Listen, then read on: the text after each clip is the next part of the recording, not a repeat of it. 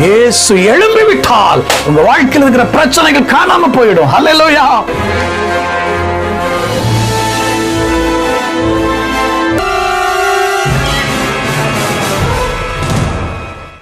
கர்த்தருடைய பரிசுத்த நாமத்துக்கு மகிமை உண்டாகட்டும். கிறிஸ்துவுக்குள் மிகவும் பிரியமான என் அன்பு தேவ பிள்ளைகளே, உங்களை யாவரையும் மீண்டும் வரப்போகிற கர்த்தரும் இரட்சகருமா இருக்கிற நம்முடைய ஆண்டவராகிய இயேசு கிறிஸ்து இந்த நாமத்தினாலே இந்த மாலை நேரத்துல என்னுடைய அன்பின் வாழ்த்துக்களை உங்களுக்கு நான் சொல்லிக் கொள்கிறேன். கர்த்தர் தாமே நம்ம ஒவ்வொருவரையும் ஆசீர்வதிப்பாராக. அல்லேலூயா. ஆமென். கர்த்தருக்கு ஸ்தோத்திரம். இந்த நாளிலும் உங்களோடு கூட கர்த்தருடைய வார்த்தையை பகிர்ந்து கொள்வதற்காக நான் இந்த இடத்துல அழைக்கப்பட்டிருப்பதை நினைத்து நான் ஆண்டவருக்குள் மகிழ்கிறேன். என்னையும் இந்த இடத்துல அழைத்து கர்த்தருடைய வார்த்தையை பகிர்ந்து கொள்ளும்படி ஒரு வாய்ப்பை கொடுத்த அருமையான கர்த்தருடைய தாசன் அவர்களுக்கும் என்னுடைய குடும்பத்தாருக்கும் இங்கே கூடி வந்திருக்கக்கூடிய அருமையான சபையாருக்கும் என்னுடைய மனம் நிறைந்த வாழ்த்துக்களையும் நன்றியும் சொல்லிக் கொள்ளுகிறேன். எல்லாத்துக்கும் மேல என்னை நேசித்து அழைத்து அபிஷேகித்து வார்த்தையை தந்து இன்னைக்கு உங்க முன்னால சுகபலத்தோட நிறுத்தி இருக்கிறாரே, அந்த ஆண்டவருக்கு நான் என்னுடைய நன்றியை சொல்லிக் கொள்கிறேன். அல்லேலூயா. கர்த்தருடைய பரிசுத்த நாமத்துக்கு மகிமை உண்டாகட்டும். The Word of God Ministries என்று சொல்லக்கூடிய ஒரு ஊழியத்தை நிறுவி இந்த ஊழியத்தின் மூலமாய் தேசத்துல பல பகுதிகளில் சென்று கர்த்தருடைய வேலை செய்து கொண்டிருக்கிறோம். நம்முடைய ஊழியங்கள் யூடியூப்ல The Word of Heaven என்று சொல்லக்கூடிய சேனல்ல வருகிறது. நீங்க பார்க்க விரும்புறவங்க The Word of Heaven Ministries அப்படின்னு போட்டீங்கன்னா யூடியூப்ல பார்க்கலாம். மட்டுமல்ல, மதுரையில கிரேஸ் டிவி என்று சொல்லுகிற ஒரு டிவி சேனல்ல நம்முடைய செய்திகள் வருகிறது. எல்லா திங்கட்கிழமையிலும் மாலை 7 மணி முதல் 7:30 வரை அந்த செய்தி ஒளிபரப்பாகிறது. நாங்க எங்களை மாதிரி ஊழியக்காரங்க கர்த்தருடைய ஊழியத்தை செய்யறதுக்கு ஒரே ஒரு காரணம், உங்களை மாதிரி ஆட்கள் ஜெபிக்கிறது தான். உங்க ஜெபம் தான் எங்களை இன்னைக்கு வரைக்கும் நிறுத்தி இருக்கிறது. அல்லேலூயா சொல்லுங்க. ஆமென். கர்த்தருடைய பரிசுத்த நாமத்துக்கு மகிமை உண்டாகட்டும். என்னை குறித்து பெரிதாக சொல்வதற்கு ஒன்றுமில்லை. ஆனால் என்னுடைய வாழ்க்கையில கர்த்தரை குறித்து பெரிதாக சொல்வதற்கு ஆயிரக்கணக்கில் உண்டென்றாலும் நேரம் நமக்கு குறைவா இருக்கிறதுனால நான் வசனத்துக்குள்ள போகிறேன். கர்த்தர் அடியனை கொண்டு ஊழியத்துல பல காரியங்களை செய்திருக்கிறார். அதற்கான ஆண்டவரை துதிக்கிறேன். இது யார் செய்தா அப்படின்னா முழுக்க முழுக்க கர்த்தர் செய்தார். ஆமென். கர்த்தருக்கு ஸ்தோத்திரம். இன்றைக்கு அவர் செய்வாரா? அவரால முடியுமா? கர்த்தரை நம்புறீங்களா? அல்லேலூயா. நம்ம வாழ்க்கையில் இருக்கிற பிரச்சனை தீருமா? நம்ம போராட்டம் மாறுமா? நம்ம வீட்டுல இருக்கிற பஞ்சம் விலகுமா? நம்ம வறுமை மாறுமா? நம்ம பிள்ளைக்கு கல்யாணம் நடக்குமா? நம்ம பிள்ளைகள் வாழ்வையில் உயர்வாங்களா? புருஷனுக்கு வாழ்க்கையில் ஆசீர்வாதம் வருமா? மனைவியினுடைய பலவீனம் மாறையுமா? அல்லேலூயா. நம்முடைய தலைமுறை ஆசீர்வதிக்கப்படுமா? ஆசீர்வதிக்கப்படுமா? ஆசீர்வதிக்கப்படும். செய்கிற கர்த்தர் பெரியவர். எத்தனை பேருக்குள்ள விசுவாசம் இருக்கு? அல்லேலூயா. நிச்சயமாய் அவர் இன்றைக்கு செய்வார். நீங்க கர்த்தரை நம்புங்க. பிரசங்கிக்கிறவரையோ பாஸ்டரையோ என்ன செய்ய வேண்டாம், நம்ப வேண்டாம். யாரை நம்புங்க? அவரை நம்புங்க. அவரால கூடாத காரியம் ஒண்ணுமே இல்ல. அல்லேலூயா சொல்லுங்க. ஆமென். கர்த்தருடைய பரிசுத்த நாமத்துக்கு மகிமை உண்டாகட்டும். ஒரு வேத பகுதி எடுத்து வாசிப்போம். ஆதியாகம புஸ்தகம் 26ஆம் அதிகாரம். ஆதியாகம புஸ்தகம் 26ஆம் அதிகாரம் அதனுடைய 12வது வசனத்தை எடுத்தவர்கள் ஒருவர் வேகமா வாசிங்க, சத்தமா. ஈசாக்கு அந்த தேசத்துல விதை விதைத்தான். கர்த்தர் அவனை ஆசீர்வதித்ததினால் அந்த வருஷத்தில் 100 மடங்கு பலனை அடைந்தான். எல்லா கண்களை மூடலாம். தேவ சமூகத்துல நம்ம எப்படி தாழ்த்துவோம். ஹல்லேலூயா. 2007வது வருஷம் ஒரு மாலை பொழுதுல மிகவும் சோர்ந்து போன ஒரு அனுபவத்தோட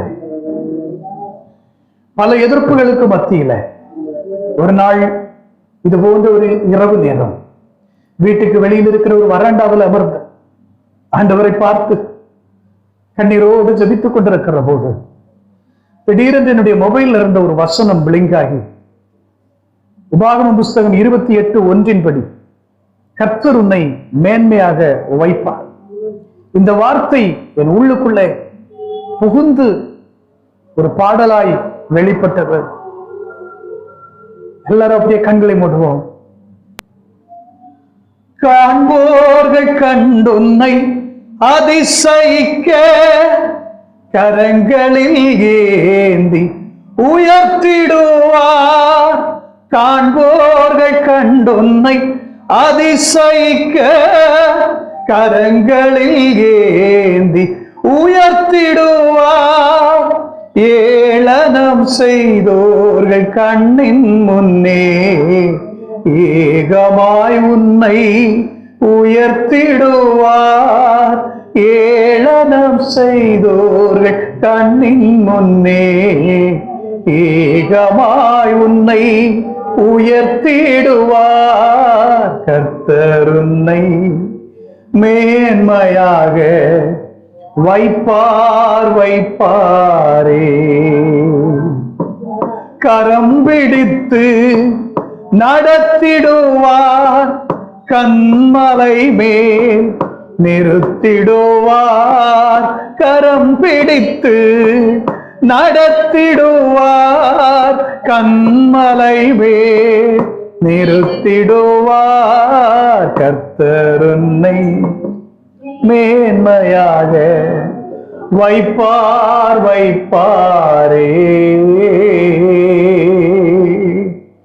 அன்பின் பரலோக தகப்பனே, இந்த நல்ல மாலை பொழுதுக்காய் நன்றியோடு உம்மை துதிக்கிறோம். கடந்த நாட்கள், கடந்த நிமிஷங்கள், கடந்த பகலெல்லாம் இந்த கிருபை எங்களை தாங்கினதற்காய் நன்றி. இன்றைக்கும் இந்த ஆறுதல் ஜெப மையத்துல உம்முடைய பிள்ளைகளோடு கூட அடிமையும் கடந்து வந்து உம்முடைய நாமத்தை மகிமைப்படுத்த உம்முடைய வார்த்தைகளை கொண்டு வர நீர் என்னை ஆண்டவரே பலப்படுத்தின தயவுக்காய் ஸ்தோத்திரம். இங்க கூட்டி வந்திருக்கிற இந்த மக்களுக்காய் ஸ்தோத்திரம். என்னை அழைத்த ஊழியக்காரனுக்காக அவருடைய குடும்பத்துக்காய் ஸ்தோத்திரம். எல்லாரையும் ஆசீர்வதியும். இன்னைக்கு எங்களோடு நீர் பேசும். இந்த வசனத்தை கொண்டு எங்களுக்கு வேண்டிய மன்னாவை இந்த ராத்திரியில் நீர் எங்களுக்கு பொழிந்தருளும். எங்களுக்கு புரிந்து கொள்ளக்கூடிய நல்ல மனப்பக்குவத்தை தாரும். ஆழமாய் நாங்கள் கிரகிக்க எங்களுக்கு ஞானம் ஆமென் நிறைந்த இருதயத்தை எங்களுக்கு தாரும். கிருபையில் எங்களை மறைத்துக் கொள்ளும். பரிசுத்த ஆவியானவர்களின் அசைவாடி கர்த்தருடைய வல்லமை வெளிப்படுத்தும். அடிமை அல்ல, கர்த்தர் வெளிப்படும். மற்றவர்களுக்கு போதிக்கிற நானே ஆகாதவனாய் போகாதபடிக்கு என் சரீரத்தை ஒடுக்கி கீழ்ப்படுத்துகிறேன். நீர் வெளிப்படுவீராக, நீர் மகிமைப்படுவீராக, நீர் மாத்திரம் உயர்ந்திருப்பீராக. இயேசுவின் மூலம் பிதாவே, ஆமென் ஆமென். அல்லேலூயா. வாசித்த வசனத்தை நம்ம மறுபடியும் ஒரு விஷயம் கூட நம்ம வாசித்து கேட்போம். ஆதியாகமம் 26:12. ஈசாக்கு அந்த தேசத்தில் விதை விதைத்தான். கர்த்தர் அவனை ஆசீர்வதித்ததினால் அந்த வருஷத்தில் 100 மடங்கு பலன் அடைந்தான். அல்லேலூயா. அவன் கர்த்தருக்கு ஸ்தோத்திரம். ஆபிரகாமுடைய காலத்துக்கு பிறகு ஈசாக்குடைய காலத்துல ஒரு பஞ்சம் வந்தது. அவன் கேராருடைய குடிகளிலே அவன் குடியிருக்கிறான். அப்படி குடியிருக்கிற அந்த இடத்துக்கு அந்த கேரார் என்றும் எப்ரோன் என்றும் மம்ரேடைய சமவெளி என்றும் அந்த இடத்தை அழைப்பார்கள். அங்கே இந்த ஈசாக்கு குடியிருக்கிறார். கடுமையான பஞ்சம் வந்துவிட்டால் பொதுவாக மழை இருக்காது. மழை இல்லைன்னா என்ன இருக்காது? தண்ணி இருக்காது. தண்ணி இல்லைன்னா என்ன இருக்காது? விளைச்சல் இருக்காது. விளைச்சல் இல்லைன்னா சாப்பாட்டுக்கு கடுமையான பஞ்சம் வந்துவிடும். இப்போ தேசம் எங்கும் கடுமையான பஞ்சம். நல்ல கவனமா கேளுங்க. எவ்வளவு பாடுபட்டு எவ்வளவுதான் உழைச்சாலும் என்ன செய்ய முடியாது, ஒரு அளவுக்கு மேல பலன் காண முடியாது. ஏன்னா நிலத்துல என்ன இல்ல? தண்ணீர் இல்லை. ஒருவேளை நிலத்துல ஏதாவது விதையை போட்டா அந்த விதையை பறவைகள் எடுத்துட்டு போயிடுமே தவிர, அல்லது வெயில்ல காய்ந்து ஒண்ணுக்கும் பிரயோஜனம் இல்லாம போயிருமே தவிர, அதனால யாருக்கும் எந்த பிரயோஜனமும் இல்லை. நான் பார்க்கிறேன், என்ன கவனிங்க, என் பார்வையில அந்த கேதாருடைய குடிகள் அந்த மக்கள் இருக்காங்க இல்லையா, அவங்க எல்லாம் அந்த ஈசாக்கு விதைக்கும் போது பார்த்துட்டு அப்படியே சுத்தி நின்று அவன் விதைக்கிற போது எல்லாரும் பார்த்துட்டு என்ன சொல்லியிருப்பாங்க? சரியான பைத்தியக்காரன். மழை கிடையாது, சுத்தி இருக்கிற எந்த ஊர்லயும் தண்ணி கிடையாது, இவன் இந்த நேரத்தில் போய் விதைக்கிறானே, இந்த விதையெல்லாம் வீணாக்குறானே, அப்படின்னு அந்த ஊழியக்காரனை அல்லது அந்த ஈசாக்கி, அந்த தேவ மனிதனை எல்லாரும் பரிகாசம் பண்ணி இருப்பார்கள், அற்பமாய் நினைத்திருப்பார்கள் இல்லையா? அற்பமாய் எண்ணப்பட்ட அந்த இடத்துல, பரிகசிக்கப்பட்ட அந்த இடத்துல, கேவலமா நினைக்கப்பட்ட அந்த இடத்துல கர்த்தரை நம்பி விதைத்தான். கர்த்தர் அவனை ஆசீர்வதித்தார். அந்த வருஷத்துல, அந்த பஞ்ச காலத்துல, அந்த தேசத்துல அவன் 100 மடங்கு பலனை அடைந்தான். ஹல்லேலூயா. அவருடைய நம்பிக்கை யார் மேல இருந்தது? கர்த்தர் மேல. ஆமென். இது யார் இவனுக்கு கத்து கொடுத்திருப்பான்னு நினைக்கிறீங்க? இந்த ஈசாக்குக்கு எப்படி தெரியும் பஞ்ச காலத்துல விதைச்சா முளைக்கும், பஞ்ச காலத்துல விதைச்சா அறுவடை செய்யலாம், பஞ்ச காலத்துல நமக்கு ஆண்டவர் ஆசீர்வதிப்பார்? யார் சொல்லி கொடுத்திருப்பா? அவங்க அப்பா ஆபிரகாம் சொல்லி கொடுத்திருப்பார். ஏன்னா அவங்க அப்பா விசுவாசத்தினாலே கல்தேயருடைய பட்டணத்திலே, அந்த பாபிலோன் தேசத்திலே அங்கிருந்து அவருடைய சத்தத்தை கேட்டு தன்னுடைய 75வது வயதுல புறப்பட்டு வந்தவன். அல்லேலூயா. ஆமா, அந்த ஆபிரகாம் தன் பிள்ளைக்கு சொல்லி கொடுத்திருப்பார். நம்ம ஆண்டவர் இருக்கிறாரு, இல்லாமையிலிருந்து ஒவ்வொன்றையும் உருவாக்குகிற கர்த்தர். ஈசாக்குக்கு சொந்த வாழ்க்கையில ஒரு அனுபவம், எக்ஸ்பீரியன்ஸ் இருக்கிறது. என்ன அப்படின்னு கேட்டீங்கன்னா, ஒரு தடவை அவங்க அப்பா, இந்த பையன் கிட்டத்தட்ட ஒரு 15, 16, 17 வயசு நிரம்பின ஒரு இளம் வாலிப பையன். அப்படி இருக்கும்போது நம்ம ஒரு கூட்டத்துக்கு போறோம். எங்க போறோம்? ஒரு மீட்டிங் போறோம், ஒரு ஆராதனைக்கு போறோம். வரியா அப்படின்னோடனே அப்பா கூட போறதுக்கு ரொம்ப சந்தோஷம். பையன் மீட்டிங்ல ஓடி அப்பா கூட வந்துட்டான். 3 நாள் யாத்திரை. 3வது நாள் மோரியா தேசம், இன்றைக்கு எருசலேம் என்று சொல்லுகிறோமே, அந்த பகுதி ஆபிரகாமுடைய காலத்துல மோரியா என்று அழைக்கப்பட்டது. ஆபிரகாமுடைய காலத்துக்கு பிறகு யோசுவா காலங்களில் அந்த தேசத்துக்கு ஏபூல் தேசம் என்று பெயர் இருந்தது. அந்த ஏபூல் தேசத்திலே ஒரு மலைப்பகுதி, 4 மலைகளை அடங்கிய ஒரு பகுதி தான் இந்த ஏபூல் தேசம். அதுல வடக்கு திசையில் இருக்கக்கூடிய அந்த மலைப்பர்வதத்துக்கு சியோன் என்று பெயர், சியோன் மலை என்று பெயர். அந்த சியோன் மலையில ஒரு கோட்டையை எபூசியர்கள் கட்டி வைத்திருந்தார்கள். அந்த கோட்டையை தான் தாவீது போய் என்ன செய்தார்? பிடித்தெடுத்தார். அந்த கோட்டையை பிடித்து அந்த கோட்டைக்கு ஒரு பேர் இடுகிறார். என்னன்னு? எபூசியருடைய கையிலிருந்து பிடித்த, ஏபூல் தேசத்திலிருந்து தன்வசப்படுத்தி அந்த மலைக்கோட்டைக்கு, அந்த சியோன் மலைக்கு, அந்த இடத்துக்கு ஒரு பேர் வைக்கிறார், எருசலேம். இத ஒரு வேத பண்டிதர் இப்படி சொல்லுகிறார், அந்த இடத்துல ஏற்கனவே ஆபிரகாம் தன்னுடைய மகன் ஈசாக்கை அழைத்து கொண்டு வந்து பலியிடுவதற்காக வந்தார். உங்க எல்லாருக்கும் தெரியும். அப்படி பலியிட வந்த போது அங்க ஒரு வார்த்தை நடக்கிறது. என்ன? அங்க ஒரு சம்பாஷணை நடக்கிறது. அப்பாவும் பிள்ளையும் போறாங்க. பையனோட தலையில விறகு கட்ட, அப்பா கையில கத்தி. அப்பா கையில என்னது? கத்தி. மகன் தலையில என்னது? விறகு கட்ட.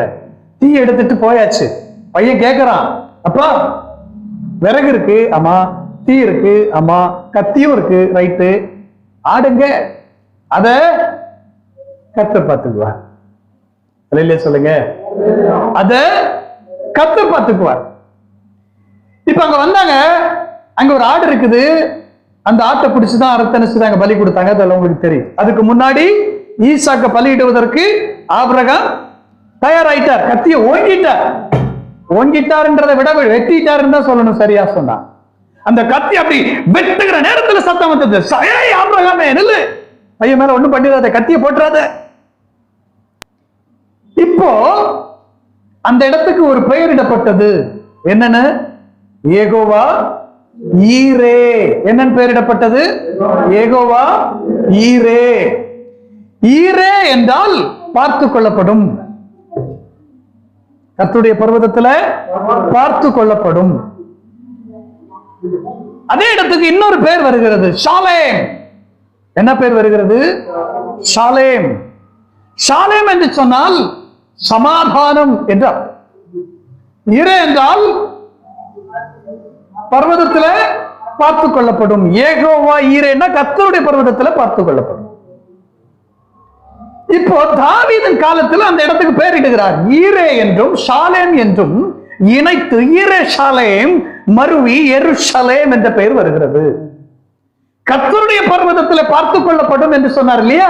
அந்த இடத்துல இப்ப சாலேமை சேர்த்த போது கர்த்தருடைய பர்வதத்திலே சமாதானத்துடன் பார்த்துக் கொள்ளப்படும். யாரெல்லாம் அப்பா கிட்ட வர்றீங்களோ உங்க வாழ்க்கையில எல்லாத்தையும் கர்த்தர் எப்படி பார்த்துக்குவார் தெரியுமா? சமாதானத்தோட பாதுகாப்பு.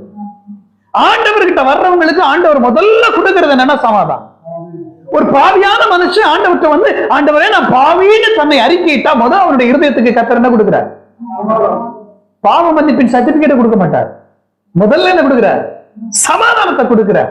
அந்த சமாதானம் அவனுக்குள்ள நிறைந்த பிறகுதான் பாவ மன்னிப்பின் நிச்சயத்தை அவனுக்குள்ள உறுதிப்படுத்தி அவனை தேவ பிள்ளையாக இந்த உலகத்துல எடுத்து தைரியமா நிறுத்துகிறார். அல்லேலூயா சொல்லுங்க. கடல்ல அப்படியே தத்தளிக்கிறாங்க, என்ன செய்யணும்னு தெரியல. இயேசு வந்தார், என்ன சொன்னார்? நல்ல நல்ல தண்டு வலிங்கப்பா, இருப்பா அந்த படகு அப்படி இருப்பா அப்படியே சொன்னாரு. என்ன சொன்னாரு? உங்களுக்கு சமாதானம், பயப்படாதீங்க. நம்ம இயேசு கிறிஸ்து எங்க வந்தாலும் முதல்ல செய்யற வேலை தெரியுமா? பயத்தை நீங்களாக்கி சமாதானத்தை கொடுக்கிறார். சங்கீதம் 34:4 சொல்லுகிறது, அவர் இந்த எல்லா பயத்துக்கும் என்னை நீங்களாக்கி விட்டார். இன்னைக்கு நமக்கு பல விஷயங்களை குறித்து பயம், பல விஷயத்துல பயம். கொரோனா அன்னைக்கு ஐயா சொன்னார் பாத்தீங்களா? ஒரு சிலர்லாம் வராததுக்கு என்ன காரணம்னா கொரோனா. என்னன்னா கொரோனா.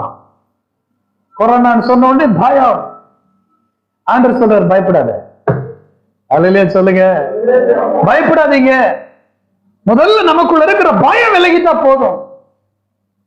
இப்போ எருசலேம் என்று பெயர் பெற்ற அந்த மலையில தான் இவரை கொண்டு வந்து பலியிட கொண்டு வரார் அப்பா. அந்த இடத்துல ஈசாக்குக்கு ஒரு ரகசியம் தெரியும். நாங்க இந்த இடத்துக்கு பலியிட வரும்போது எங்க கையில என்ன கிடையாது? ஆடு கிடையாது. ஆனா நாங்க பலியிட்டது என்னது? ஆடு. அவர் ஊருக்கு திரும்பி வந்த போது எல்லாருக்கிட்டையும் சொல்லியிருப்பார்ல, நாங்க இங்க இருந்து போகும்போது எங்க அப்பா என் தலையில ஒரு பெரிய விரை கட்டை தூக்கி வச்சிட்டாரியா. சரி, அப்பா கையில தீவட்டி எடுத்துக்கிட்டாரு, கத்தி எடுத்துக்கிட்டாரு. சரி, மேல ஆராதனைக்கு போயிட்டோம், பலியிடுகிற ஆராதனைக்கு நாங்க போயிட்டோம். ஆனா ஆராதனையில ஒரு விஷயம் மிஸ்ஸிங். கூட்டத்துல இருந்து கேட்டிருப்பான், ஆராதனை உங்க ஆராதனை நீங்க பொதுவா ஆடு பலி கொடுப்பீங்களே, ஆமா அது மிஸ்ஸிங். அப்போ ஈசாக்கு அங்க சொல்லி இருப்பார், அங்கதான் மிராக்கிள், எங்க ஆண்டவருடைய வல்லமை அங்கதான். என்ன அந்த இடத்துல நீ இல்ல நினைச்ச பத்தியா? அந்த இல்ல நினைச்ச இடத்துலதான் என் ஆண்டவர் ஒரு ஆட்டை உருவாக்கி அங்க வைத்திருந்தார். அல்லேலூயா. இல்லை என்று நினைக்கிற இடத்துல தேவன் ஒன்றை உருவாக்குகிறவர், இல்லாமையிலிருந்து ஒவ்வொன்றையும் உருவாக்குகிறவர். அப்ப ஈசாக்குக்கு தெரியும், மழை இல்லைனாலும் விளைச்சலை தருவதற்கு என் ஆண்டவரால முடியும். இது எங்க இருந்து கத்துக்கிட்டாரு? அப்பா கிட்ட இருந்து. இன்னைக்கு அப்பா கிட்ட இருந்து பிள்ளைங்க என்ன கத்துக்கிறோம்? இந்த அப்பாக்களும் இருக்கீங்க, அம்மாக்களும் இருக்கீங்க. உங்ககிட்ட இருந்து உங்க பிள்ளைகள் என்ன கற்றுக் கொள்கிறார்கள்? நம்ம பிள்ளைகளுக்கு நம்ம முறையா என்ன கற்றுக் கொடுத்தோம்? பிள்ளைகள் நம்மிடத்துல என்ன கண்டு கற்றுக்கொண்டார்கள்? காலையில பிள்ளை எழும்பி வெளியில வரும்போது நம்ம அப்பா முழங்கால நின்று ஜெபம் பண்றத பிள்ளை பார்த்துதா? உங்க பிள்ளை படுக்கை விட்டு எழுப்பி வெளியில வரும்போது நீங்க முழங்கால நிக்கிறத உங்க பிள்ளை பார்த்துதா? உங்க பிள்ளை ஸ்கூல்ல இருந்து வீட்டுக்கு வரும்போது நீங்க கையில பைபிள் வச்சுக்கிட்டு அப்படியே வாசிச்சுக்கிட்டு இருக்கிற காட்சியை உங்க பிள்ளை பார்த்துதா? இல்ல சீரியல் பார்த்துட்டு இருக்கிறத பார்த்துதா? உங்க பிள்ளை என்ன பார்த்துட்டு? நம்ம எதை நம்ம பிள்ளைகளுக்கு வச்சுட்டு போறோம்? நம்ம தலைமுறை எதை கண்டு வளருகிறது?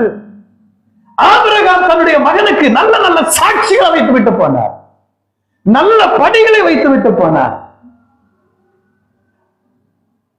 ஒரு தகப்பன் பெரிய மொடா குடிகாரனா இருந்தாராம்.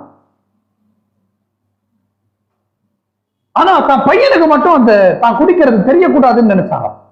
அதனால என்ன பண்ணி இருக்கிறாருன்னா, பையன் எழும்புறதுக்கு முன்னாடியே எழும்பி சாராய கடைக்கு போயிடுவாராம். ஒரு நாள் பையன் காலைல சீக்கிரமா எந்திரிச்சுன்னா அப்பாவை காணும். வெளியில வந்து பார்த்தா கால்நடை தடம் தெரிகிறது. அந்த கால் தடத்தை அப்படியே பின்தொடர்ந்து வந்தால் சாராய கடையில் அப்பா உட்கார்ந்து இருக்கிறார். நீங்களும் நானும் நம்ம பிள்ளைகளுக்கு எப்படிப்பட்ட அடிச்சுவடுகளை வைத்துவிட்டு போகிறோம் என்பதை சற்று நிதானித்து பார்க்க வேண்டும். ஆபிரகாம் தான் பிள்ளைக்கு நல்ல அடிச்சுவடுகளை வைத்து விட்டு போனார். அல்லேலூயா. ஆமா, கர்த்தருக்கு பஞ்ச காலம் வந்தா என்ன, எவ்வளவு பெரிய கொடிய காலம் வந்தா என்ன, கர்த்தரின் கூட இருக்கிற வரைக்கும் எனக்கு அதை பற்றி கவலை இல்லை. கர்த்தரின் பட்சத்தில் இருந்தால் எனக்கு எதிராய் நிற்பவன் யார்? எனக்கு எதிராக யார் என்ன செய்ய முடியும்? ஆமென். அல்லேலூயா. ஆமா. அப்போ ஈசாக்கு இந்த பஞ்ச காலத்துல விதைக்கிறார். இவருக்கு முன்னோடி யாரு? அவ அப்பா. அவருக்கு நல்ல சாட்சி யாரு? அப்பா. பின்னால வருகிற விசுவாசிகளுக்கு முன்னால இருக்கிற விசுவாசிகள் சாட்சிகளா இருக்கணும் சபையில. புதுசா ரட்சிக்கப்பட்டு வர்றாங்க இல்லையா, அந்த விசுவாசிகளுக்கு ஏற்கனவே ரட்சிக்கப்பட்ட விசுவாசிகள் நம்ம இருக்கோம்ல, நம்ம எப்படி இருக்கணும்? சாட்சியா இருக்கணும். நம்ம வீட்டுக்கு புதுசா ரட்சிக்கப்பட்ட விசுவாசி வருவாங்க. வரும்போது நம்ம என்ன செய்யக்கூடாது? அவங்க கிட்ட பக்கத்துல இருக்கிற நம்ம எலிசபெத் அக்காவுக்கு, இங்கதான் எலிசபெத் இருக்கீங்களா? சரி, ஏதாவது ஒரு சகோதரியை பத்தி இல்ல ஒரு சகோதரனை பத்தி என்ன செய்யக்கூடாது? குறை சொல்லிட்டு இருக்க கூடாது. பாஸ்டரை பத்தி ஊழியக்காரனை பத்தி என்ன செய்யக்கூடாது? குறை சொல்லக்கூடாது. ஆமா, சோத்திரம். நம்ம நல்ல சாட்சிகளை வச்சுட்டு போகணும். நம்ம பின் தலைமுறைக்கு நல்ல சாட்சிகளை, நல்ல வழிமுறைகளை, நல்ல அடிச்சுவடுகளை வைத்து விட்டு போக வேண்டும் நம்முடைய பிள்ளைகளுக்கு. ஆமென் சொல்லுங்க. சரி, கர்த்தருக்கு ஸ்தோத்திரம். இப்ப நம்ம வசனத்துக்குள்ள வரலாம். இப்போ இந்த தகப்பனிடத்துல இருந்து கற்றுக்கொண்ட அந்த விசுவாசத்தின் அடிப்படையில ஈசாக்கு என்ன செய்கிறார் தெரியுமா? பஞ்ச காலத்துல விதைக்கிறார். ஊர்காரனுக்கு தெரியாது, இவன் ஏற்கனவே கடவுளுடைய அற்புதங்களை கண்ணார கண்டவன், காதார கேட்டவன். அதனால இவனுக்கு ஒரு நம்பிக்கை இருக்கு, இவன் கூட கர்த்தர் இருக்கிறார், அதனாலதான் இவன் தைரியமா விதைக்கிறான் அப்படின்னு அங்க இருக்கிற மக்களுக்கு தெரியாது, உலக மனிதர்களுக்கு தெரியாது. அவர்களெல்லாம் பார்த்து பரிகசித்துக் கொண்டிருக்கிறார்கள். ஆனா இவர் விதைக்கிறார். என்ன நடந்தது? விளைந்து விட்டது. விளைஞ்சு அப்படியே மேல வருது. பாக்குறாங்க, அது அப்படியே முளை விட்டு துளிர்த்து மேல வந்து அப்படியே கதிர் விட ஆரம்பிச்சிருச்சு. கதிர் விட ஆரம்பிச்ச உடனே ஒவ்வொருத்தரும் பார்த்திருப்பாங்க, பரவாயில்ல கதிர் வரைக்கும் தாண்டா வரும், அதுக்கு மேல என்ன செய்யாது, வராது. ஆனா கதிர் வந்தது, கதிர் முத்திச்சு. முத்தின கதிர் அறுத்தப்போ 100 மேனி. அத நீங்க ஆங்கில வேதாகமத்துல படிக்கும் போது இங்க 100 மடங்குன்ற வார்த்தை ஆங்கில வேதாகமத்துல 100 டைம்ஸ் என்று இருக்கும். எத்தனை டைம்ஸ்? 100 டைம்ஸ். இந்த 100 மடங்குங்கிற வார்த்தை 100% இல்ல. புரிஞ்சுக்கணும். சதவீதத்துக்கும் மடங்குக்கும் உள்ள வித்தியாசத்தை புரிஞ்சுக்கங்க. அதாவது இதுல இருந்து இதுவரைக்கும் தான் நிரப்ப முடியும்னா இதுக்கு பேர் சதவீதங்க. அல்ல கவனிங்க, இந்த இடத்துல இருந்து இந்த இடத்துக்குள்ள வரைக்கும் தான் வைக்க முடியும், ஒரு பொருளை வைக்க முடியும், நிரப்ப முடியும்னா இந்த எல்லை வந்த உடனே என்ன ஆயிடும்? நம்ம சொல்லிடுவோம் 100% நிறைஞ்சிருச்சு, முடிஞ்சு போச்சு. இது சதவீதம். ஆனா மடங்குன்றது என்ன தெரியுமா? இதே மாதிரி அடுத்தது அடுத்தது அடுத்தது அப்படியே நிறைச்சு நிறைச்சு நிறைச்சு நிறைச்சு வச்சா அதுக்கு பேர் மடங்கு. எத்தனை மடங்கு? ஈசாக்கு எத்தனை மடங்கு எடுத்தாரு? அல்லேலூயா. ஊர்ல இருக்கிறவன் 100% எடுத்துக்கிட்டு இருக்கிறான். ஆனா தேவ பிள்ளை 100 மடங்கு ஆசீர்வாதத்தை பெற்றுக் கொண்டிருக்கிறார். அல்லேலூயா சொல்லுங்க. இந்த ஆசீர்வாதத்தை ஆண்டவர் அவனுக்கு கொடுத்த விதத்தை நான் என்னுடைய ஆவியில கர்த்தரிடத்துல கேட்டேன். ஆண்டவரே, எப்படி இது நடந்தது? ஆண்டவர்கிட்ட கேட்டேன், how is this possible? இப்படி ஒரு நிலைமையில இவனால எப்படி இப்படி ஒரு விளைச்சல் எடுக்க முடிந்தது? இது எப்படி விளைந்தது? முதல்ல எப்படி முளைத்தது? இந்த வெயில் காலத்துல, இந்த பஞ்ச காலத்துல ஆண்டவர் எனக்கு ஒரு ரகசியத்தை காட்டி கொடுத்தார். அல்லேலூயா. ஆமா, கர்த்தருக்கு ஸ்தோத்திரம். ஆண்டவர் சொன்னாரு, விதைச்சது மட்டும்தான் ஈசாக்கு, விளைய வச்சது மொத்தம் நான். விவசாயம் பார்த்ததெல்லாம் நானு. என்னப்பா சொல்றீங்க அப்படின்னு கேட்டா, இவர் விதைச்சிட்டு போயிட்டாரு. தினம் வந்து பாப்பாரு, போய் தூங்கிடுவாரு. வேற என்ன பண்ண முடியும் பஞ்ச காலத்துல? ஆனா ஈசாக்கு தூங்க போகும்போது ராத்திரியில ஆண்டவர் என்ன பண்ணுவார் தெரியுமா? நீர் பாய்ச்சுவார். எப்படின்னு கேக்குறீங்களா? பனியை ராத்திரியில ஆண்டவர் பூமியின் மேல பெய்ய வைப்பார். அந்த பனி அந்த நிலத்தை அப்படியே மூடி நிறைக்கும். அப்படி நிறைக்கும் போது அந்த இடம் எல்லாம், அந்த நிலம் எல்லாம் அப்படி அந்த பனியினால அப்படியே நனைந்து விடும். இது அவங்க நிலத்திலையும் பெஞ்சிருக்கும்ல. இப்ப நமக்கு ஒரு கேள்வி வரும், ஈசாக்கு விதைச்ச இடத்துல மட்டும்தான் பனி பெஞ்சுதா? நியாயாதிபதிகளின் புஸ்தகத்தை எல்லாரும் எடுத்துப்பாங்க. அதனுடைய 6ஆம் அதிகாரம், சீக்கிரம் கொஞ்சம் வேக வேகமா எடுங்க, எனக்கு கொடுக்கப்பட்ட நேரம் குறைவு. நியாயாதிபதிகளின் புஸ்தகம் 6ஆம் அதிகாரம் 37 முதல் அப்படியே 40 வரைக்கும் கட்ட கட்ட கட்ட கட்டன்னு வாசிங்க பார்க்கலாம். கிதியோன் என்று சொல்லுகிற தேவ மனுஷன் ஆண்டவர்கிட்ட சொல்றார், நான் ஒரு மயிருள்ள ஒரு தோலை, முடி நிறைந்த ஒரு தோலை நான் களத்துல போடுறேன். பனி அந்த தோலிலே மாத்திரம் என்ன செய்யணுங்க? பெய்யணும். பூமி மற்ற இடம்லாம் என்ன செஞ்சிருக்கணும்? காஞ்சிருக்கணும். அப்போ நீர் சொன்னபடியே நடக்கும்னு நான் செஞ்சுக்கிறேன். எடுத்துக்க அடுத்த வசனம் வாசிங்க.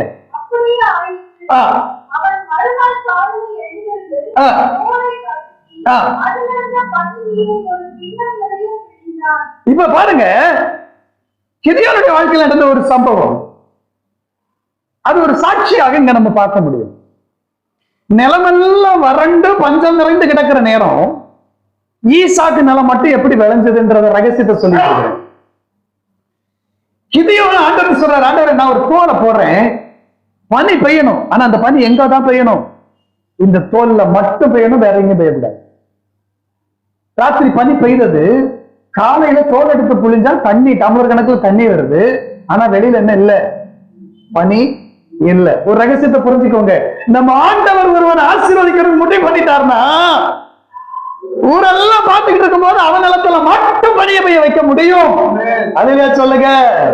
ஆமா, கர்த்தருக்கு ஸ்தோத்திரம். அதே 40வது வசனத்தை வாசிப்போம். 39 கடைசி 40.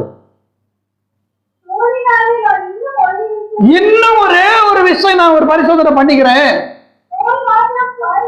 தோல் மாத்திரம் காஞ்சிருக்கணும், மற்ற இடத்துல எல்லாம் பனி பெய்யணும். 40வது வசனத்துல அது மாதிரியே சம்பவித்தது என்று எழுதியிருக்கிறது.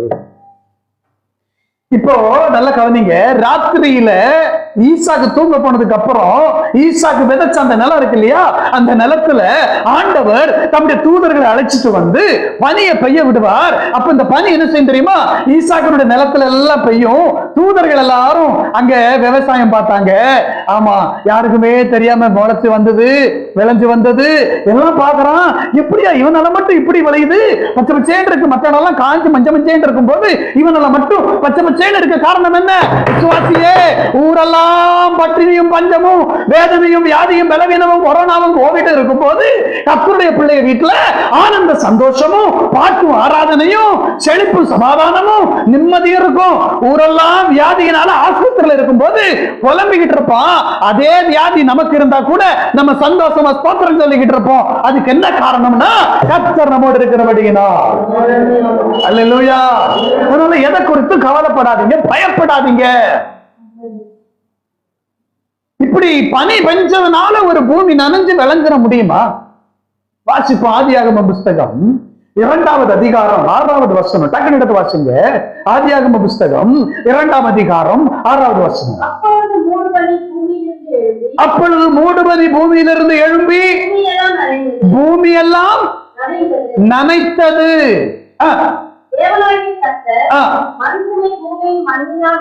இப்ப பாருங்க, மூடு பனி பூமியை நனைத்தது. பூமி என்ன செய்தது? அப்ப பூமியை பனியினால நனைக்க முடியுமா? விவசாயம் பண்ணலாமா அதனால? அல்லேலூயா சொல்லுங்க. ஆமென். ஈசாக்குடைய நிலம் விளைந்த ரகசியத்தை ஆண்டவர் எனக்கு இதை கற்றுக் கொடுத்தார். ஈசாக்கு இதெல்லாம் தெரியாதுப்பா. ஈசாக்கு வந்தாரு, விதைச்சாரு, டெய்லி காலைல வருவாரு, ஈ ஓட்டுவாரு, குருவி காக்கா ஓட்டுவாரு, அவரு போயிருவாரு. ஆனா கர்த்தரும் அவருடைய தூதர்களும் ஈசாக்குக்கு தெரியாம அந்த நிலத்தை பண்படுத்தினார்கள். கர்த்தர் அங்க விளைய செய்தார். அல்லேலூயா. கர்த்தர் அவன் நிலத்தை ஆசீர்வதித்தார். கர்த்தர் ஈசாக்கை ஆசீர்வதித்தார். அதனால 100 மடங்கு ஆசீர்வாதங்களை பெற்றார். நான் இன்னைக்கு உங்களோட பேசுகிற செய்தியினுடைய தலைப்பு இதுதான். இப்பதான் பிரசங்க தலைப்புக்கே வர்றியா? நீங்க பயப்பட வேண்டாம், சரியான நேரத்துல நான் முடிச்சவன். சோத்திரம். ஈசாக்கு அவன் விதைத்த போது அங்க நடந்த ஒரு ரகசியம், இரவிலே தேவனுடைய செயல் வெளிப்பட்டது. இன்னைக்கு நான் உங்க கூட பேச போகிற விஷயம் இதுதான். இரவில் வெளிப்படும் தேவனுடைய செயல், இரவில வெளிப்படுகிற தேவனுடைய செயல். அல்லேலூயா. ஆமா, கர்த்தருக்கு ஸ்தோத்திரம். ராத்திரியில ஆண்டவர் மட்டுமல்ல, சாத்தானும் கிரியை செய்வான். யார் மட்டும் இல்ல? சாத்தானும் கிரியை செய்வான். மத்தேயு எழுதின சுவிசேஷம் 13ஆம் அதிகாரத்துல அங்க நீங்க படிக்கிற போது 25ஆம் வசனமும் 28வது வசனமும் படிச்சீங்கன்னா அங்க ஒரு எஜமானன் விதைக்கிறார். மனுஷர் நித்திரை பண்ணுகையில் சத்துரு வந்து போனான். இப்போ இது எப்ப நடக்குது? நித்திரை பண்ணும்போது. சாத்தான் பொதுவா ராத்திரியில, நம்ம பொதுவா நித்திரை ராத்திரி தானே பண்ணுவோம். கொரோனா காலத்துல பகல் நீ நித்திர பண்ணோம், அது வேற விஷயம். நிறைய பேர் கொரோனா காலத்துல பகல்ல தூக்கமே ஒரு தொழிலா வச்சுக்கிட்டு இருந்தோம். ஆமா, தூங்கி தூங்கி டயர்டாகி மறுபடியும் தூங்கி ரெஸ்ட் எடுத்துக்கிட்டு இருந்தோம். சரி, போகட்டும். இப்போ இரவுல அல்லது நித்திரை செய்கிற வேலையில சாத்தான் வந்து என்ன செய்ய முடியுமா? களைகளை விதைக்க முடியும். நல்ல கவனிங்க, இரவுல நடக்கிற தேவ செயலை குறித்து பேச போறேன்.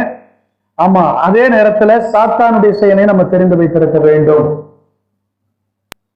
ராத்திரியில நம்ம தூங்குற நேரத்துல நமக்கே தெரியாம சாத்தான் தந்திரமா சில வேலைகளை செய்ய முடியும்.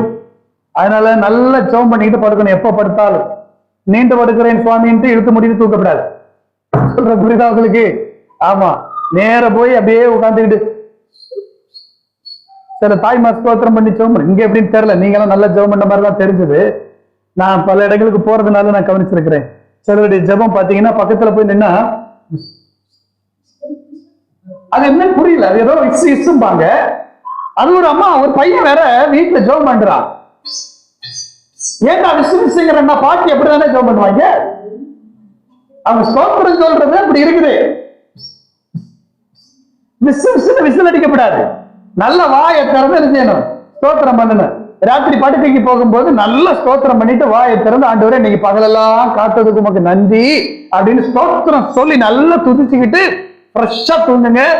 ஆமா, சாத்தான் உங்க பக்கத்துல வந்து கிரியை செய்ய முடியாது. ஆமேன்னு சொல்லுங்க. ஆமா, கிட்ட கிட்ட சொப்பனமா வருதியா, துரத்துற மாதிரியே இருக்குதியா, பின்னாடியே வர்ற மாதிரி இருக்குதியா, ராத்திரில வந்து அப்படியே அந்த மூக்க புடிச்சு அப்படியே அடைச்சு மூச்சு விட முடியாம நான் படாத பாடுபட்டு கடைசியில என்னென்னமோ பண்ணி இயேசு நாமத்துல பாட ஓடிட்டான். இந்த மாதிரி எல்லாம் எங்கிட்ட வந்து சொல்லும் போது நமக்கு அப்படியே கேட்டுட்டே இருக்கும். அப்படியாமா சாத்தான் வந்து அப்படியே நெஞ்ச பிடிச்சு கழுத்தை பிடிச்சு அப்படியே அமுக்குறான். நல்லா குதிச்சு ஆண்டவரை பிரைஸ் பண்ணிட்டு தூங்கி பாருங்க, வருவானா பிசாசு? நீங்க தேவ பிரசன்னத்தை உங்க படுக்கைக்கு வர வச்சிருங்க முதல்ல. அல்லேலூயா சொல்லுங்க. ஆமா, தேவ சமூகம் உங்களை சுற்றி பாதுகாவலுக்கு நிற்கும். ஆமென்.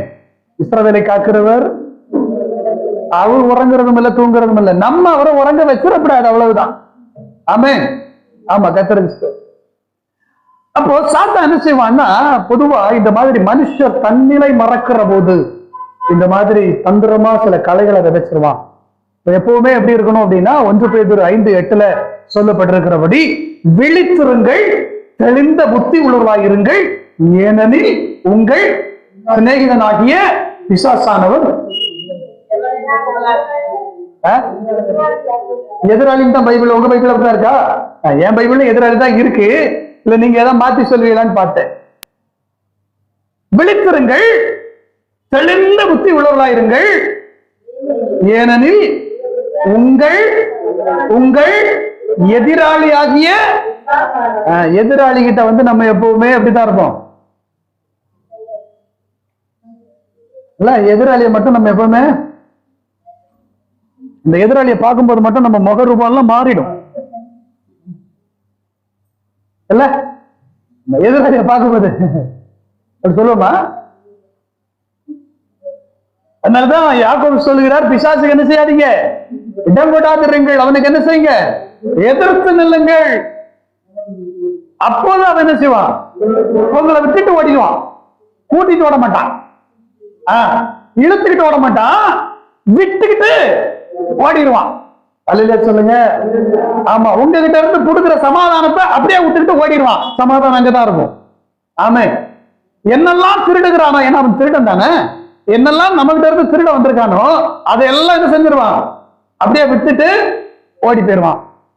இல்ல நம்ம எதிர்க்கல அப்படின்னா, பாஸ்டரை வச்சுதான் எதிர்க்கிறோம், நம்ம எதிர்க்கலன்னு வச்சுடுங்களேன். பொதுவா நம்ம விசுவாசிகள்லாம் இப்ப என்னன்னா, மேக்சிமம் பாஸ்டர்களுக்கு கடிதம் எழுதிடுறோம். இல்லைன்னா பாஸ்டர்கிட்ட வந்து போன போட்டு சொல்லிடுறோம், ஐயா ஜெபம் பண்ணிடுங்க ஐயா, எங்களால எதிர்க்க முடியல, நீங்க அவர் எதிர்க்கும் போது என்ன ஆகுன்னா, பிசாசு ஓடிடும். அவன் போகும்போது எடுத்ததெல்லாம் கொண்டுட்டு ஓடிடுறான். இதை சமாதானத்தை, சந்தோஷத்தை, நிம்மதி எல்லாம் எடுத்துட்டு ஓடிடுறான். அப்புறம் பிசாசு போயிட்டான். இப்ப நிம்மதிக்கு வேண்டி ஜெபம் பண்ணிட்டு இருக்கிறோம், சமாதானத்துக்கு வேண்டி ஜெபம் பண்ணிட்டு இருக்கிறோம். அப்போ நீங்க எதிர்த்து நின்னீங்கன்னா, அவன் கையில எடுத்த அந்த சமாதானத்தை, உங்க வாழ்க்கையில இருந்து புடுங்க நினைச்ச அந்த நிம்மதியை அப்படியே விட்டுட்டு என்ன செஞ்சிருவான்? ஓடிடுவான். நான் சொல்ற ரகசியம் எத்தனை பேருக்கு புரியுது? அல்லேலூயா. ஆமா, கொஞ்சம் ஆவியில தேர்ந்தவங்களுக்கு மட்டும்தான் நான் சொல்ற ரகசியம் புரியும். கர்த்தருக்கு ஸ்தோத்திரம். அதனால சாத்தானும் சில நேரங்கள்ல நம்ம தூங்குகிற நேரங்கள்ல காளைகளை விதைப்பான். கவனமா இருங்க. வாசிப்போம். இரவுல தேவனுடைய கிரியை வெளிப்படுகிற சில காரியங்களை எவ்வளவு சுருக்கமா நான் சொல்ல முடியுமோ அவ்வளவு சுருக்கமாய் சொல்லி நான் இந்த நாள் செய்தியை நிறைவு செய்ய விரும்புகிறேன். நியாயாதிபதிகளின் புஸ்தகம் 7வது அதிகாரம், கொஞ்சம் வேகமா எடுத்து வாசிங்க. நியாயாதிபதிகளின் புஸ்தகம் 7வது அதிகாரம் 9வது வசனத்தையும் முதல்ல வாசிப்போம். 9வது வசனம்.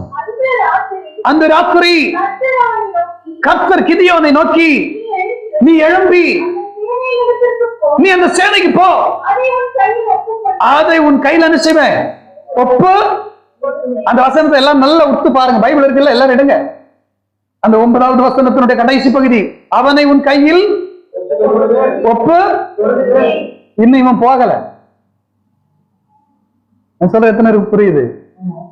கிதியோன் இன்னும் களத்துக்கே போகல, சண்டை போடல.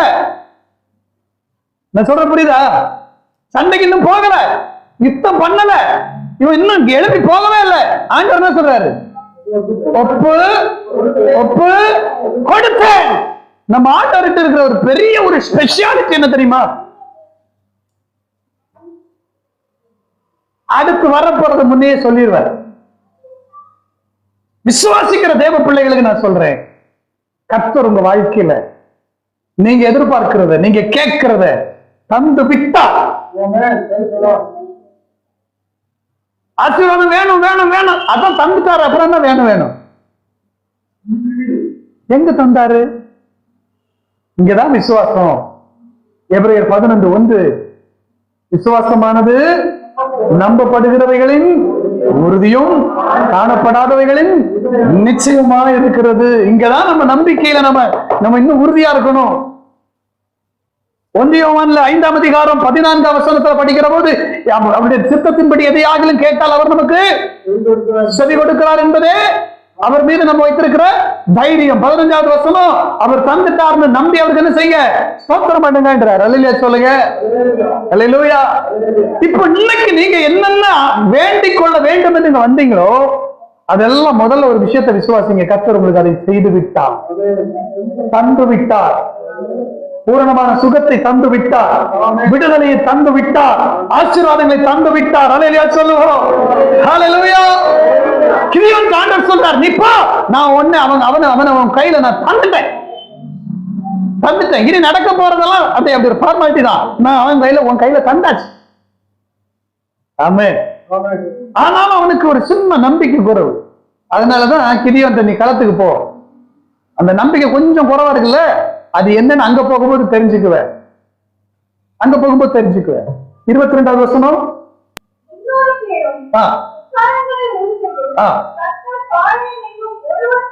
அந்த 10-11 வாசிச்சுட்டு அடுத்து 22 படிப்போம்.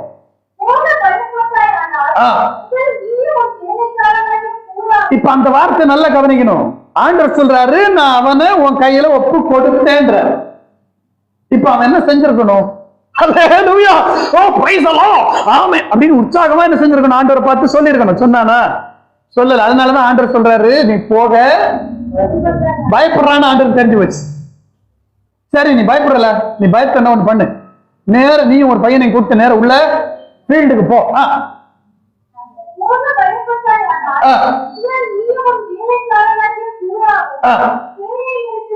சேனைகிட்ட போங்க. அங்க என்ன நடக்குது?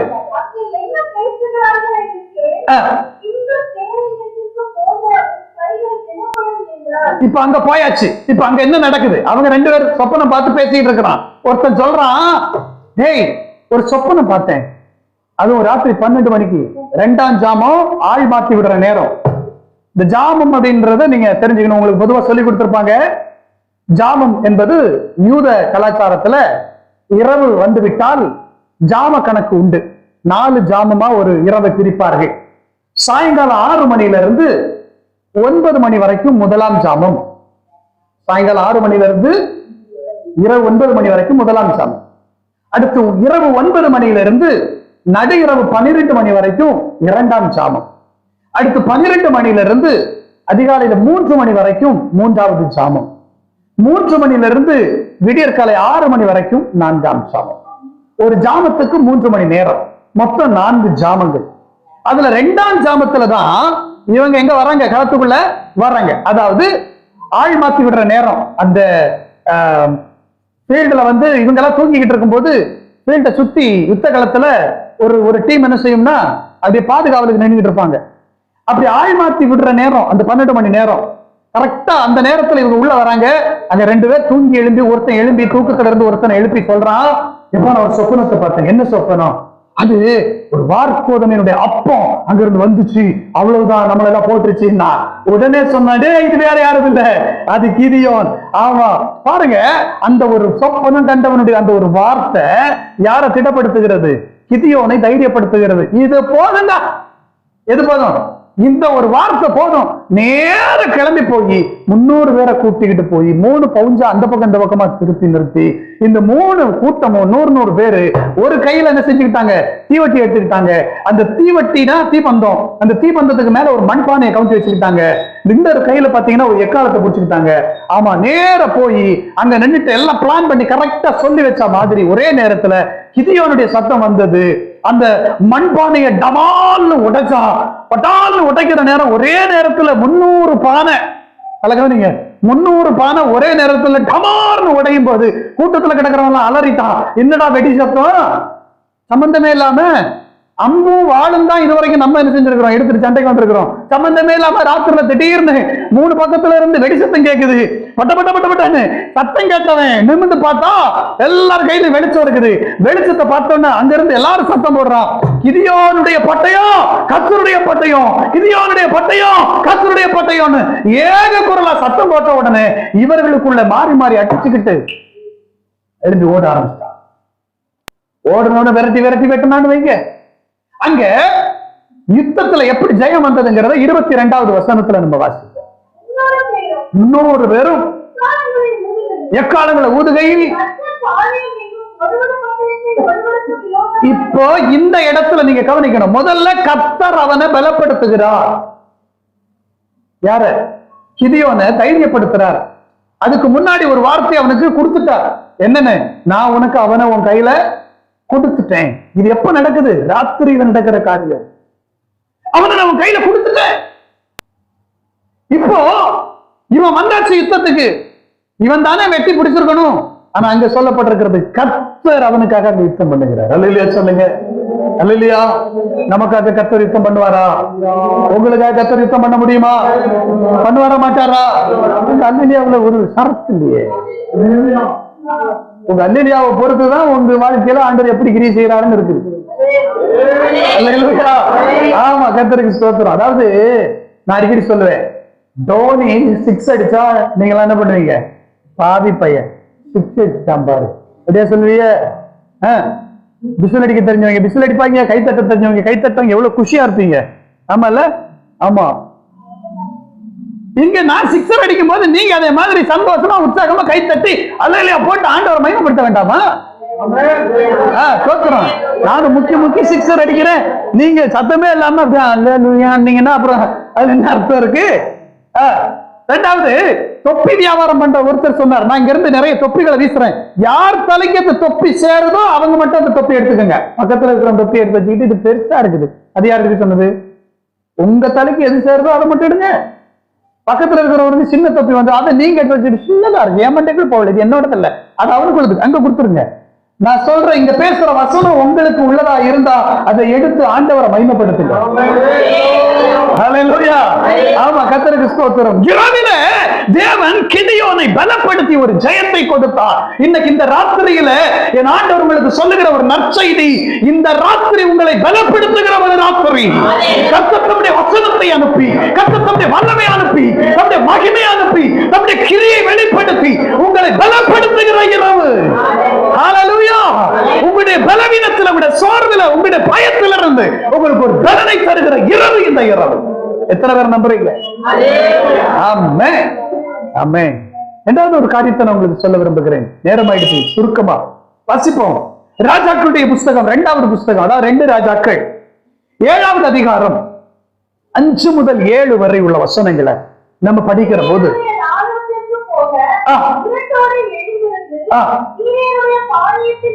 இருட்டோட நான் இவ்வளவு நேரம் நான் என்ன பேசிட்டு இருக்கேன், ராத்திரியிலே தேவனுடைய செயலை குறித்து பேசிட்டு இருக்கிறேன். அல்லேலூயா. ஆமா, கர்த்தருக்கு ஸ்தோத்திரம். யுத்தத்துக்கு போக பயந்த கிதியோன் இடத்துல ராத்திரியில கர்த்தர் வெளிப்பட்டு, போ அவனை உன் கையில கொடுத்துட்டு நான் அவனை என்ன செய்வேன், யுத்தம் பண்ணி ஜெயத்தை தருவேன்னு கிதியோனை பலப்படுத்தி தைரியப்படுத்தி அனுப்பி யுத்தத்துல ஜெயத்தையும் கொடுத்தார். இப்போ இங்க சீரிய படைக்கு நேராக நடக்கிற ஒரு சம்பவம். ராத்திரியில ஒரு 4 குஷ்டரோகிகள் எழும்பி அவன் என்ன செய்யறாங்க தெரியுமா, அந்த சீரிய படைக்கு போறாங்க. அந்த சீரிய படை சமாரியாவை சுத்தி ரொம்ப நாளா அப்படியே பாளையம் இறங்கி சுத்து போட்டாங்க. நம்ம ஒரு பாஷையில சொன்னா சுத்து போட்டுட்டாங்க. இப்போ இவங்களால வெளியேயும் போக முடியல, வெளியில இருந்து எதுவும் உள்ளேயும் கொண்டு வர முடியல. நல்லா புரிஞ்சுக்கிடுங்க, இங்க இருந்து எதையும் வெளியிலையும் கொண்டு போக முடியல, வெளியில இருந்து எதையும் உள்ளேயும் கொண்டு வர முடியல.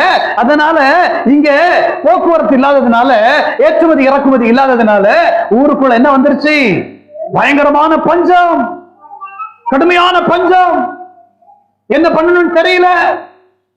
இந்த கதைகள் எல்லாம் உங்களுக்கு விவரிச்சு சொல்லணும்னா அதுக்கு நேரம் பத்தாது. ஒரு குறிப்பிட்ட கட்டத்துல ராஜா தன் வஸ்திரத்தை கிழிக்கும் போது உள்ள ரட்டுடுத்தி இருக்கிறோம். ஒரு குறிப்பிட்ட கட்டத்துல அவன் அப்படி செய்ததுக்கு காரணம் என்ன அப்படின்னு கேட்டீங்கன்னா, 2 பெண்கள் ஒரு நாள் அவ குழந்தைய வெட்டி சாப்பிட்டிருக்கிறா. பஞ்சம், பசி. அடுத்த நாள் அவ பிள்ளைய கேட்கும் போது ஒழிச்சு வச்சுட்டா. அதான் பிரச்சனை. அந்த பிரச்சனை ராஜா கிட்ட வரும்போதா இவர் தன்னோட கஷ்டத்தை வெளிப்படுத்துறார். அப்படிப்பட்ட ஒரு பஞ்சம்.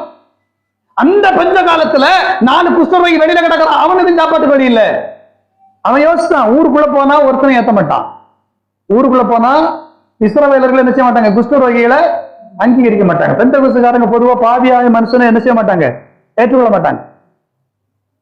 ஒருத்தன் ஒரு பாவம் செஞ்சுட்டான், ஒரு தவறு பண்ணிட்டான்னா நம்ம பெந்தெகோஸ்து மக்கள்லாம் என்ன பண்ணுவோம், அவன் பாவி, அவனை சேர்த்துக்காத, அவனை புறந்தள்ளு. ஆனா அந்த பாவிதான் இப்ப என்ன பண்றான், அந்த குஷ்டரோகி தான் நல்ல செய்தியை கொண்டு வர்றா. கர்த்தருக்கு ஸ்தோத்திரம். ஆமா, நீங்க பாவின்னு தள்ளுகிறவனை கொண்டுதான் கர்த்தர் சில நேரங்களை நல்ல செய்திகளை கொண்டு வருவார். ஏன்னா நாம பாவின்னு ஒருத்தனை நியாயம் தருகிற அந்த நேரம் அவன் தன் இருதயத்துல மனம் திரும்பி இருப்பான். இப்போ ரகசியம் சொல்றேன், நல்ல கவனமா கேளுங்க. இப்போ இங்க இந்த தேவ மனிதர் இருக்கிறார். ஒரு உதாரணத்துக்கு தான் நான் சொல்றேன். இவர் ஒரு பாவம் செய்து விட்டார் என்று நீங்க எல்லாரும் குற்றம் சாட்டுறீங்க. அவர் செய்தது உண்மையாவே இருக்கட்டும். இப்போ சமயம் சரியா 8:12. சரியா? இவரை பாவி என்று நானும் உங்க கூட சேர்ந்து இவரை பாவின்னு நான் தீர்ப்பு சொல்றேன். ஆனா இவர் 8:10, நல்ல கவனிக்கணும், இப்ப மணி 8:12. ஆனா 8:10 தன் இருதயத்துக்குள்ள அவர் அழுது மனம் கசந்து ஆண்டவர்கிட்ட தன்னை ஒப்பு கொடுத்தார். ஆண்டவர் அதை கேட்டு அவரை மன்னிச்சார். ஆண்டவர் மன்னிச்சிருவார், நம்ம தான் மன்னிக்க மாட்டோம். சரியா? நம்ம என்ன செய்வோம்னா உடனே பைபிள்ல இந்த வசனம் இருக்குல்ல ஐயா. ஆமா, பைபிள்ல வசனம் இருக்கு, நான் மறுக்கல, வசனம் இருக்கு. ஆனா நாம இப்ப வாழ்ந்துட்டு இருக்கிற காலம் கிருபையின் காலம். அது மட்டுமில்ல, ஆண்டவர் ஒரு நாள் எனக்கு சொன்னார், இந்த பார், நான் எங்க உட்கார்ந்திருக்கேன் தெரியுமா, பிதாவினுடைய வலது பாரிசத்துல. நான் பிதாவினுடைய வலது பாரிசத்துல உட்கார்ந்திருக்கேன். எதுக்கு தெரியுமா? ஒவ்வொருத்தனுக்காகவும் பரிந்து பேசிக் கொண்டிருக்கிறேன். அல்லேலூயா. நான் வசனத்தை கொண்டு இவரை நியாயம் தீர்க்கிற அதே நேரத்தில் இவருடைய இருதயம் அழுததை பிதாவினுடைய வலது பாரிசத்தில் இருந்து கொண்டு பரிந்து பேசுகிற இயேசு அந்த இருதயத்தை கண்டு, அந்த மனம் கசந்ததை கண்டு அவருக்கு மனமிறங்கி அவரை மன்னித்து அவரை ஏற்றுக்கொண்டார். அப்படி பாவத்தை மன்னித்து விட்டார், கழுவி விட்டார். இப்ப 8:12 நான் என்ன செய்யறேன், அவரை குற்றவாளிங்கிறேன். நீங்க யோசித்து பாருங்க. இப்போ 8:10 அவர் மனம் திரும்பி விட்டார், கழுவப்பட்டு விட்டார், நீதிமானாக்கப்பட்டு விட்டார். 8:12 நான் குற்றம் சொல்லுகிறேன். இப்ப நான் யாரை குற்றப்படுத்துறேன் தெரியுமா உங்களுக்கு? தேவனாலே நீதிகரிக்கப்பட்ட ஒரு நீதிமானை குற்றப்படுத்துகிறேன். அல்லேலூயா. ஆனா அவர் நீதிமான்னு ஒரு 2 நிமிஷத்துக்கு முன்னாடி நடந்த விஷயம், அது எனக்கு உங்களுக்கு தெரியல. அது இன்னர் ப்ராசஸ், ரகசியமாய் நடக்கிற ஒரு காரியம், தேவனுக்கும் அவருக்கும் நடுவில் நடக்கிற விஷயம். ஆனா நம்ம என்ன செய்யறோம் தெரியுமா? வசனத்தை தூக்கி பிடிச்சிட்டு அவன் பாவி, அவனை ஏற்கப்படாது, அவனை சேர்க்கப்படாது, அவனை மன்னிக்கப்படாது. செலாமா? அப்போ யாரையும் நியாயம் தீர்க்காதீங்க, யாரையும் குற்றப்படுத்தாதீங்க. ஏன்னா யார் எப்ப மனம் திரும்புவார் நமக்கு தெரியாது. அது கர்த்தருடைய காரியம். அல்லேலூயா. இந்த 4 குஷ்டரோகி வெளியில இடக்கிறான், காப்பாத்துக்கு வழி இல்ல, யோசிக்கிறான் என்ன பண்ணுவான். நம்ம பேசாம அங்க போறதுக்கு இவங்கிட்ட போயிருவோம். இன்னைக்கு நிறைய பேர் பின்மாறி போனதுக்கும், நிறைய பேர் மறுபடியும் பழைய பாவத்துக்குள்ள போனதுக்கும், நிறைய பேர் தப்பான இடங்களுக்கு போனதுக்கும், ஏன் பழைய மதத்துக்கு போனதுக்கு காரணம் நம்மதான். சோத்திரம். நம்ம தெய்வ நம்பிக்கை உள்ளவர் தானே. அந்த 4 குஷ்டரோகியும் கூப்பிட்டு, வாடாப்பா ஜெபம் பண்ணு, உட்காரு, உன் ரோகத்தை நாங்க மாத்திரம் ஜெபம் பண்ணி அவன் குஷ்டரோகத்தை குணப்படுத்தி இருக்கணுமா இல்லையா? ஏன் இஸ்ரவேலின் தேவன் அற்புதர் இல்லையா? அல்லேலூயா. செய்தார்களா? பாளையத்துக்கு புறமே தள்ளி விட்டு விட்டார்கள். பசி என்ன செய்வான்? நம்ம உடனே என்ன செய்வோம்? அவன் என்னதான் இருந்திருந்தாலும் ஆண்டவரை விட்டு பேருக்கப்படாதுங்க. அவன் போனதுக்கு காரணமே நம்ம தானே. அவன் போய் போய் மறுபடியும் அந்த அந்த அந்த அந்த தெய்வத்துக்கிட்டே போயிட்டான். அவன் அந்த தெய்வத்துக்கிட்ட போனதுக்கு காரணம் நீங்க தான். சோத்திரம். யாருக்காக பேசுறேன்னு எனக்கு தெரியல. ஆந்திருப்போம்.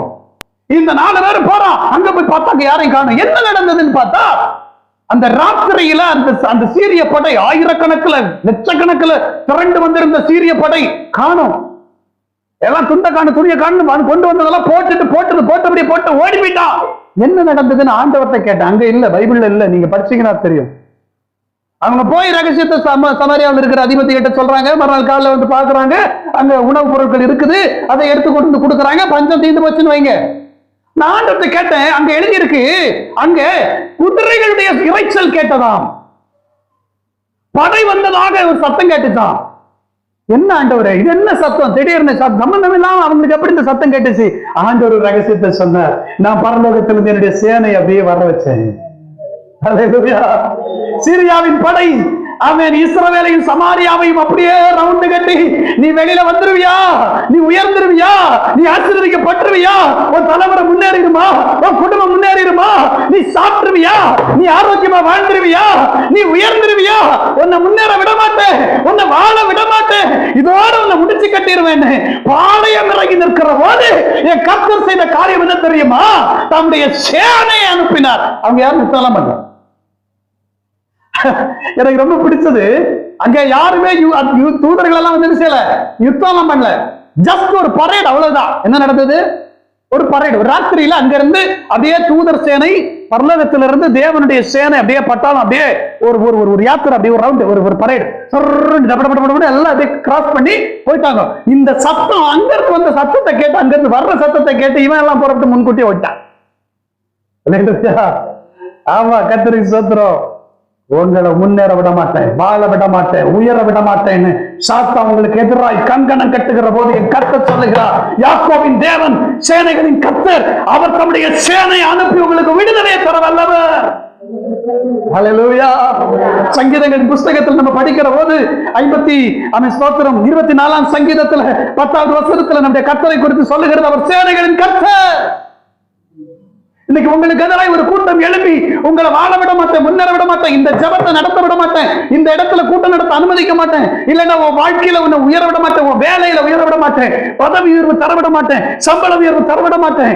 ஆமேன். பிசாசு ஆமேன் ஏதாவது விதத்துல உங்களுக்கு எதிராக செயல்பட்டுக் கொண்டிருக்கிறானோ, என் கர்த்தர் சொல்லுகிறார். ஏசாயா தீர்க்கதரிசன புஸ்தகம் 54ஆம் அதிகாரம் 15வது வசனத்துல அவர் சொல்லுகிறார், உங்களுக்கு எதிராக ஒரு கூட்டம் கூடினார், அது என்னாலே கூடின கூட்டம் அல்ல. விசுவாசிக்கிறவர்கள் கைகளை உயர்த்தி சொல்லுங்க, ஆண்டவரே இனிமே எனக்கு எதிராக வர்ற கூட்டத்தை கேட்டு நான் பயப்பட மாட்டேன். ஏன்னா அது நீங்க அனுப்பின கூட்டம் இல்ல, நீங்க எனக்கு எதிராக அனுப்புறது இல்ல, சாத்தாக பிசாசு அனுப்பின கூட்டம். அவன் எனக்கு எதிராக நிற்க முடியாது. ஏன்னா ஆண்டவர் ஜஸ்ட் அப்படி சேனை அப்படி ஒரு கிராஸ் பண்ணி போக வச்சாருன்னு இங்க அவன் காணா போயிடுவான். துண்டக்கான துணியக்காக யுத்தம் பண்ணணும்னு கூட அவசியம் இல்லை. ஆனாலும் கர்த்தர் ஒரு இடத்துல யுத்தம் பண்ணினார். சனகரிப்புட காலத்துல என்ன செய்தார் தெரியுமா? ஒரு தூதன் அனுப்பினார். ஒரு தூதன் 1,85,000 பேரை ஒரே ராத்திரியில. ஆமென். அல்லேலூயா. கர்த்தருக்கு ஸ்தோத்திரம். ஒரு விஷயத்தை சொல்லி நான் ஜெபிக்க விரும்புகிறேன். எல்லாம் கொஞ்சம் அப்படியே உற்சாகமா வேத புஸ்தகத்தை எடுத்துக்கோங்க. ஒரே ஒரு பகுதியை வாசிப்போம். கர்த்தருக்கு ஸ்தோத்திரம். இரவில தேவனுடைய செயல். இன்னைக்கு ராத்திரியில கர்த்தர் நம்ம வாழ்க்கையில செய்ய போற ஒரு பெரிய செயலை நம்ம பார்க்கிறோம். மார்க் எழுதின சுவிசேஷ புத்தகம் 4வது அதிகாரம், 5வது அதிகாரம் 6, 7, 8 வசனங்களை தயவா எனக்காக வாசிங்க. சீக்கிரம் வாசிங்க. மார்க் எழுதின சுவிசேஷம். அவன் இயேசுவை தூரத்துல, அந்த வசனத்தை நல்ல கவனமா படிங்க, கேளுங்க. தூரத்துல கல்லறையில பிசாசுனால பிடிக்கப்பட்ட ஒரு மனுஷன் தூரத்துல வச்சு கண்டபோது ஓடி இயேசுக்கு பக்கத்துல வந்து அவரை பணிந்து கொண்டு, இயேசுவே, உன்னதமான தேவனுடைய குமாரனே, எனக்கு உமக்கும் என்ன, என்னை வேதனைப்படுத்தாதபடிக்கு என்ன செய்கிறேன், ஆமா உமக்கு ஆணை என்று சொன்னா. அடுத்து 8வது வசனம்.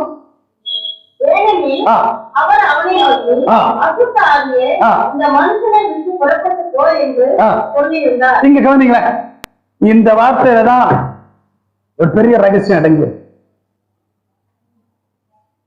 இவன் கல்லறையில் அடங்குறான், இயேசு சீசர்களோட கரையில வந்து இறங்குகிறார். ரைட்டா? எல்லாம் கவனிக்கிறீங்களா? லாஸ்ட்ல கேள்வி கேட்பேன், சொன்னவங்களுக்கு பரிசு, சொல்லாதவங்களுக்கு மண்டையில கொட்டு. இவ கவனிங்க, இயேசு கரையில வந்து இறங்குகிறார் சீசர்களோட. இறங்கின உடனே கல்லறையில கிடக்குறான், ஓடி வந்து என்னையே துரத்த வந்தீங்க, எங்களுக்கு உங்களுக்கு என்ன இருக்கு அப்படின்னு கேட்கிறான். ஆனா 8வது வசனம் சொல்லுது, அவர் அவனை இந்த பிசாசை விட்டு இந்த மனுஷனை விட்டு புறப்பட்டு போ என்று சொன்னார். இருக்கா? அப்படியா இருக்கு? சொல்லி, அந்த வார்த்தைக்கு என்ன அர்த்தம்? அது எப்பவோ நடந்து முடிந்த ஒரு விஷயம்.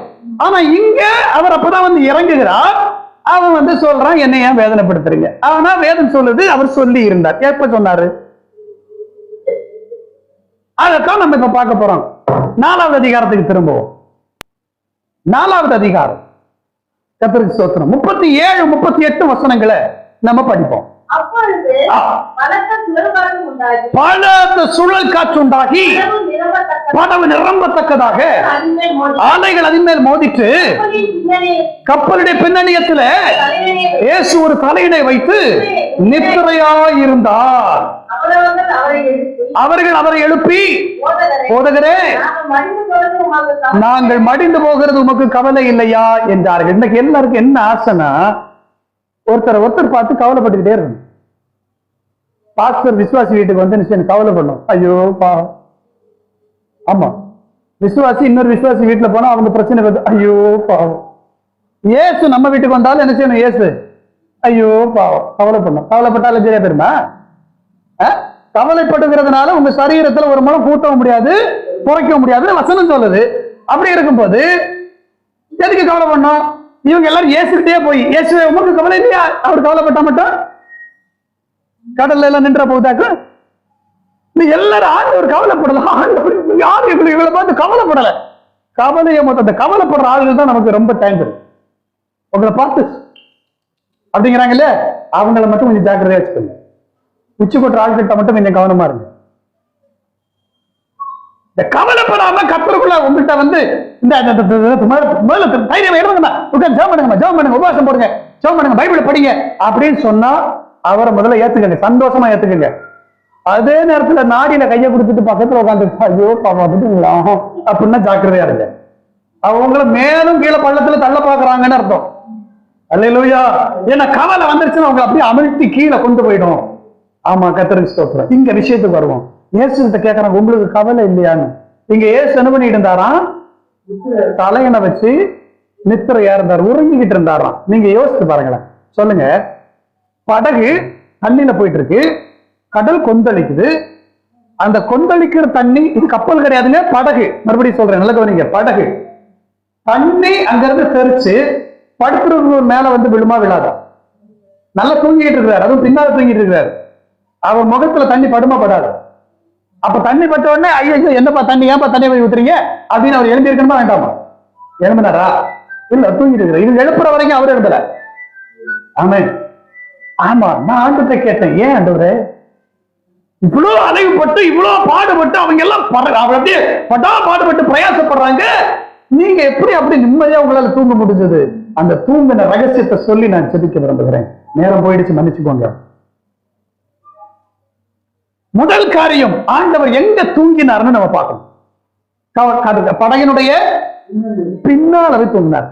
ஆண்டவர் பின்னால தூங்கினதுக்கு ஒரு பெரிய ரகசியம் என்ன தெரியுமா? நீங்க அப்போஸ்தலர் நடவடிக்கைகள் 27ஆம் அதிகாரத்துல நீங்க படிக்கிற போது அங்க ஒரு சம்பவம் நடந்தது.